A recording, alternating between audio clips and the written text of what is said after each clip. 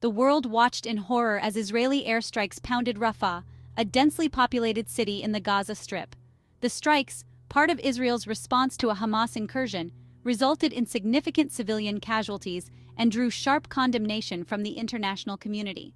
The situation escalated further with Israel's announcement of a ground offensive into Rafah, prompting fears of a humanitarian crisis. Amidst this escalating conflict, the United States, a steadfast ally of Israel, found itself in a delicate position. President Joe Biden, known for his measured approach to foreign policy, issued a stern warning to Israel, publicly stating that a ground assault on Rafah would be crossing a red line. This marked a significant moment in the conflict, signaling a potential shift in the U.S.'s traditionally unwavering support for Israel. The statement sent ripples through the diplomatic world, with many questioning its implications for the future of U.S.-Israel relations. The situation in Rafah presented a critical juncture for the Biden administration, forcing it to navigate the complexities of a decades-old conflict while balancing its commitment to Israel's security with concerns over human rights and regional stability. The world held its breath, watching for the next move in this high-stakes geopolitical chess game. The U.S.-Israel relationship has been a cornerstone of American foreign policy in the Middle East for decades.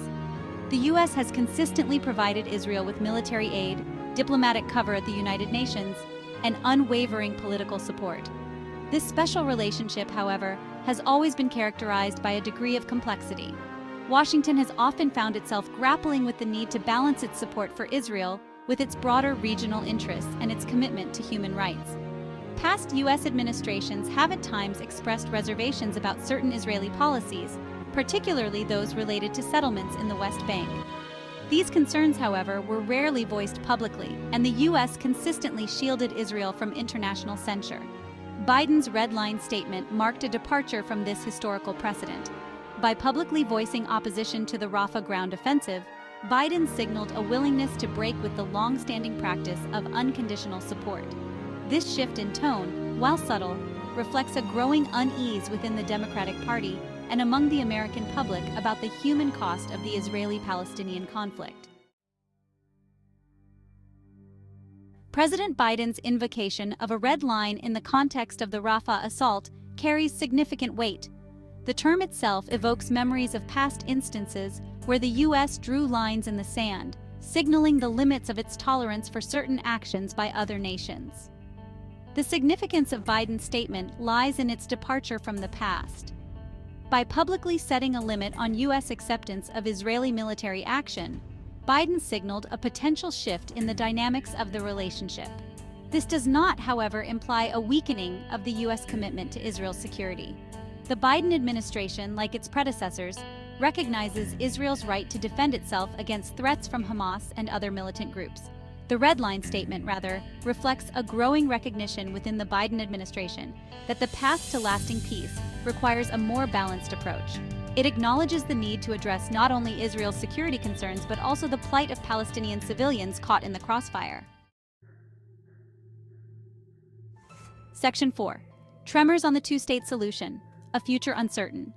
In the immediate aftermath of Biden's statement, there was, a flurry of diplomatic activity.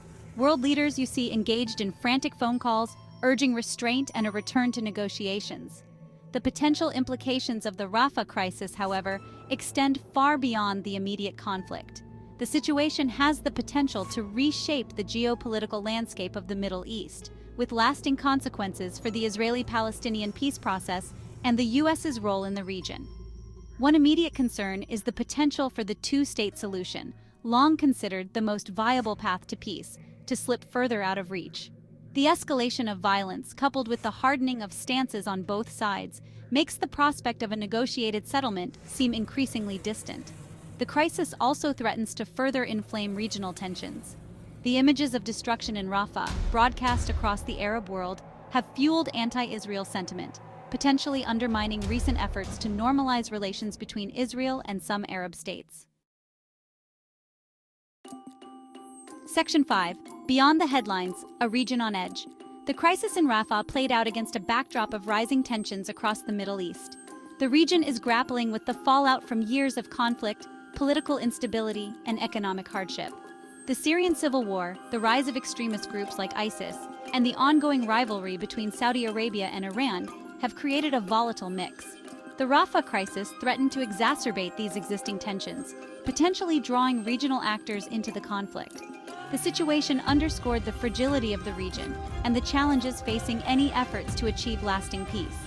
The Biden administration faces the daunting task of navigating this complex web of regional dynamics while trying to advance its foreign policy objectives.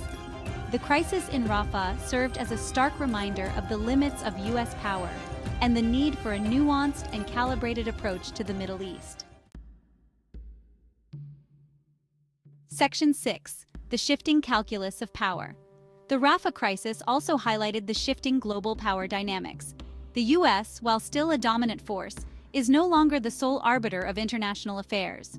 The rise of China, the resurgence of Russia, and the growing assertiveness of regional powers have created a more multipolar world.